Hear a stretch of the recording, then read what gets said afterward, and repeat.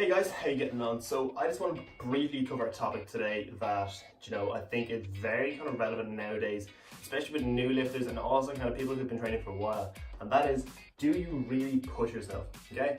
I know we all claim to go to the gym and train really, really hard, but I want to bring up kind of a really important point when it comes to, generally building muscle, losing body fat, getting strong, generally being a little healthier. And that is, are you really pushing yourself to get to where you want to be? So like I said, we all think that when we go to the gym, we give it 110%.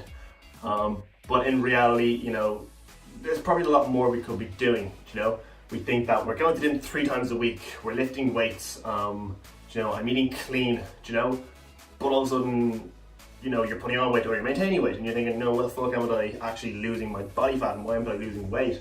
So things like that, it can kind of seem like we're really pushing ourselves, but in reality, we're just kind of beating around the bush and we're kind of being nice on ourselves, okay? The fact is, clean eating isn't what's going to solve, you losing fat and caloric deficit is. 3 training sessions a week, if you're very kind of sedentary outside the gym, you probably find that, weight training alone isn't going to help you lose weight. And weight training isn't really designed to help you lose weight. Weight training is designed to, get you strong, get you big, get you muscly. Things like cardiovascular work, not only for obviously cardio, but for fat loss even, but cardiovascular work and generally being more active in your outdoor life, not just in the gym, is what's going to help you with your fat loss. That's just one example of actually pushing yourself, kind of being soft on yourself, thinking I'm eating better and I'm in the gym 2 or 3 times a week. Sometimes, for some people it could be all you need, but for some people it could, not really be what you need, A bit more activity outside the gym, a little more strict with your food, actually tracking your calories and know what you're actually putting into your body, and being a little bit tougher with your training, which is the point I want to touch on next. So what's going to be a lot harder than noticeably losing fat is noticeably putting on muscle, okay? Losing body fat, as hard as it is going to be a lot quicker than building muscle, So I kind of want to talk about that for a minute. So there's a few kind of variables I like to take into account to see if my clients or general people I'm training with are actually really pushing themselves, And as weird as it might sound, how you look to someone else in the gym, is a good way of knowing if you're really pushing yourself in your workout. And here's why. So basically, each set shouldn't be easy. A set, a rep, your final few reps, they should never feel easy. You always want to strive to do more and more and more. And the more you actually strive to do more and more and more, the tougher, sets and reps and weights are going to feel, okay?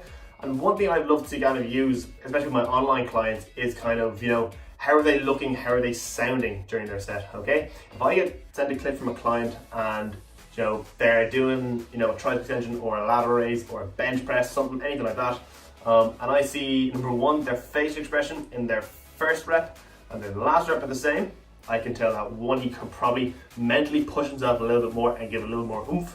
Number 2, how the reps actually look, okay? If his first rep going up and his last rep going up look the exact same, granted we want to keep variables like your tempo and all that kind of the same, but there should be a noticeable difference in how you actually carry out your reps, Things like, maybe your eccentric is a little bit quicker because you physically can't push it up to go really slow. Your concentric is a bit more grindy than that kind of 1 second up we kind of wanted to go for. Small little things like that are going to basically let me know if you're genuinely pushing it or not. So that's just one little tip for you guys in terms of your training, If you want to think about, if you're looking at someone across the gym and you can say, their face is cringing and they're kind of being quite loud with their reps and kind of grunty, you can probably guess that rep and that set is pretty tough on whoever's doing it. And they're probably testing themselves a little bit more than you probably are, and they're really pushing themselves. Whereas you see, Billy in the corner there doing his bench press, doing 10 reps, each 10 is really quick down and bounce back up, and he looks, without a bother when he gets up. Billy in the corner can probably go a lot more intense with his workouts, okay?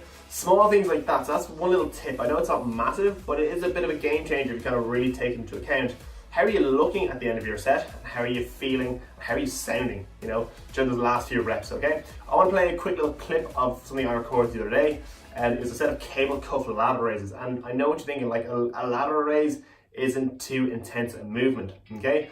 But a movement being, categorizing things like a bench press and a squat, and then categorizing things like a bicep curl and a lateral raise, you can't, being intense doesn't just, isn't just limited to compounds, You can push them in a bicep curl, you can push them in ladder raises, okay? Small movements with small muscle like your side delt and your bicep, you can very easily push stuff and go to that limit. That's what I want to show you now. This isn't me boasting, look how intense I work out, look how great I am. It's just, I have a clip handy and it suits this video pretty well, okay? So have a look at what I mean. Have a look at my first rep compared to my last rep, my face, how I'm standing, all that kind of stuff. I'm actually using a spotter as well to kind of help me bring it up, to push me past where I can physically get on my own. Do you know what I mean?